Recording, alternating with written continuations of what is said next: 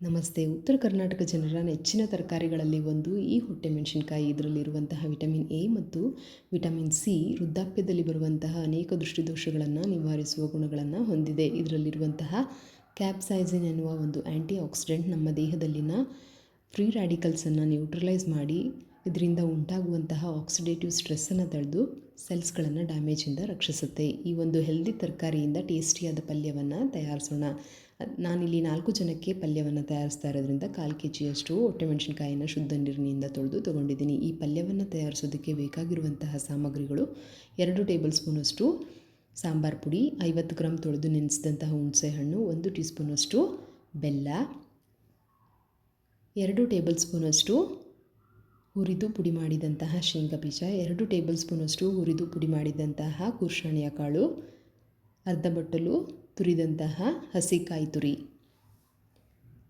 2 ಈರುಳ್ಳಿಯನ್ನು ಸಣ್ಣದಾಗಿ ಕತ್ತರಿಸಿ ತೊಗೊಂಡಿದ್ದೀನಿ. ಇದರಲ್ಲಿ ಅರ್ಧ ಈರುಳ್ಳಿಯನ್ನು ಸ್ಟಫಿಂಗಿಗೆ, ಇನ್ನರ್ಧ ಈರುಳ್ಳಿಯನ್ನು ನಾನು ಒಗ್ಗರಣೆಗೆ ಬಳಸ್ತಾ ಇದ್ದೀನಿ. ಸಣ್ಣದಾಗಿ ಕತ್ತರಿಸಿದಂತಹ ಕೊತ್ತಂಬರಿ ಸೊಪ್ಪು, 2 ಕಡ್ಡಿ ಬಿಡಿಸಿದಂತಹ ಕರಿಬೇವಿನ ಎಸಳುಗಳು. ಮೊದಲು ಹೊಟ್ಟೆ ಮೆಣಸಿನಕಾಯಿನ ಈ ರೀತಿ ಪ್ಲಸ್ ಆಕಾರವಾಗಿ ಕತ್ತರಿಸಿ ಅದರಲ್ಲಿರುವಂತಹ ಬೀಜಗಳನ್ನು ನಾನಿಲ್ಲಿ ತೆಗಿತಾ ಇದ್ದೀನಿ. ನೀವು ಖಾರವನ್ನು ಇಷ್ಟಪಡೋರಾದರೆ ಬೀಜದ ಸಮೇತ ಈ ಪಲ್ಯವನ್ನು ತಯಾರಿಸಿ.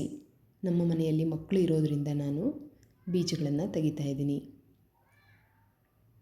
ಎಲ್ಲ ಮೆಣಸಿನ್ಕಾಯಿಗಳನ್ನು ಈ ರೀತಿ ಪ್ಲಸ್ ಆಕಾರವಾಗಿ ಕಟ್ ಮಾಡಿ ಇಟ್ಕೊಳ್ಳೋಣ. ಈಗ ಈ ಪಲ್ಯಕ್ಕೆ ಒಂದು ಸ್ಟಫಿಂಗನ್ನು ತಯಾರಿಸೋಣ. ಅದಕ್ಕೆ ಕಾಯಿ ತುರಿ, ಕುರ್ಷಾಣಿ ಕಾಳಿನ ಪುಡಿ, ಶೇಂಗಾ ಪುಡಿ, ಸಾಂಬಾರು ಪುಡಿ, ಬೆಲ್ಲ,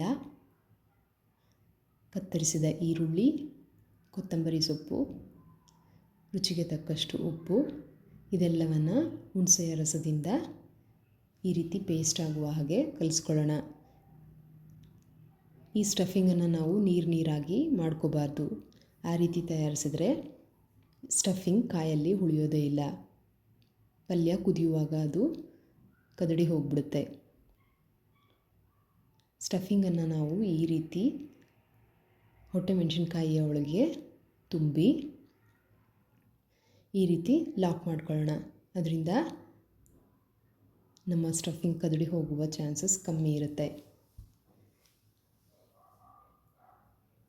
ಈಗ ಈ ಮೆಣಸಿನಕಾಯಿಗಳಿಂದ ಪಲ್ಯ ಮತ್ತು ಈ ಸ್ಟಫಿಂಗ್ನಿಂದ ನಾವು ಗ್ರೇವಿಯನ್ನು ತಯಾರಿಸ್ಕೊಳ್ಳೋಣ. ಪಲ್ಯವನ್ನು ತಯಾರಿಸೋದಕ್ಕೆ ನಾನಿಲ್ಲಿ ಒಂದು ಕುಕ್ಕರನ್ನು ಬಿಸಿಗಿಟ್ಟು ಅದಕ್ಕೆ 2 ಟೇಬಲ್ ಸ್ಪೂನಷ್ಟು ಎಣ್ಣೆಯನ್ನು ಹಾಕ್ತಾಯಿದ್ದೀನಿ.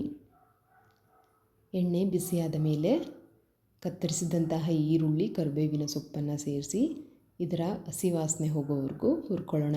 ಈಗ ಸ್ಟಫ್ ಮಾಡಿದಂತಹ ಹೊಟ್ಟೆ ಮೆಣಸಿನಕಾಯಿಗಳನ್ನು ಈ ರೀತಿ ಒಂದೊಂದಾಗಿ ಜೋಡಿಸ್ಕೊಳ್ಳೋಣ. ನಾವು ಪಾತ್ರೆಯಲ್ಲಿ ಬೇಕಾದರೂ ಇದನ್ನು ತಯಾರಿಸ್ಬೋದು. ಸ್ಟಫಿಂಗಿಗೆ ನೀರನ್ನು ಸೇರಿಸಿ ಈ ರೀತಿ ಗ್ರೇವಿ ಮಾಡ್ಕೊಳ್ಳೋಣ. ನಾವು ಕುಕ್ಕರಲ್ಲಿ ಮಾಡೋದಾದರೆ ಜಸ್ಟ್ ಈ ರೀತಿ ಪ್ರೆಷರ್ ಕ್ರಿಯೇಟ್ ಆಗಬೇಕಷ್ಟೇ, ವಿಷಲನ್ನು ಬರೆಸಬಾರ್ದು. ನೋಡಿ, ಈಗ ಪ್ರೆಷರ್ ಕ್ರಿಯೇಟ್ ಆಗಿದೆ. ಸ್ಟವನ್ನು ಆಫ್ ಮಾಡಿ ತಣ್ಣಗಾಗಲು ಬಿಡೋಣ. ಕುಕ್ಕರ್ ಸಂಪೂರ್ಣ ತಣ್ಣಗಾದ ಮೇಲೆ ಟೇಸ್ಟಿಯಾದಂತಹ ಕ್ಯಾಪ್ಸಿಕಮ್ ಅಥವಾ ಹೊಟ್ಟೆ ಮೆಣಸಿನಕಾಯಿ ಪಲ್ಯ ತಯಾರಾಗಿದೆ. ಈ ಒಂದು ಪಲ್ಯವನ್ನು ನಾವು ರೊಟ್ಟಿ, ಚಪಾತಿ ಅಥವಾ ದೋಸೆಗಳೊಂದಿಗೆ ಸವಿಬಹುದು. ಬೆಣ್ಣೆ ಅಥವಾ ತುಪ್ಪದೊಂದಿಗೆ ಈ ಪಲ್ಯದ ಟೇಸ್ಟ್ ಇನ್ನೂ ಜಾಸ್ತಿ ಆಗುತ್ತೆ. ಈ ಒಂದು ಟೇಸ್ಟಿಯಾದಂತಹ ಹೆಲ್ದಿಯಾದಂತಹ ಪಲ್ಯವನ್ನು ನೀವು ಸಹ ನಿಮ್ಮ ಮನೆಗಳಲ್ಲಿ ಒಮ್ಮೆ ಪ್ರಯತ್ನಿಸಿ. ವಂದನೆಗಳು.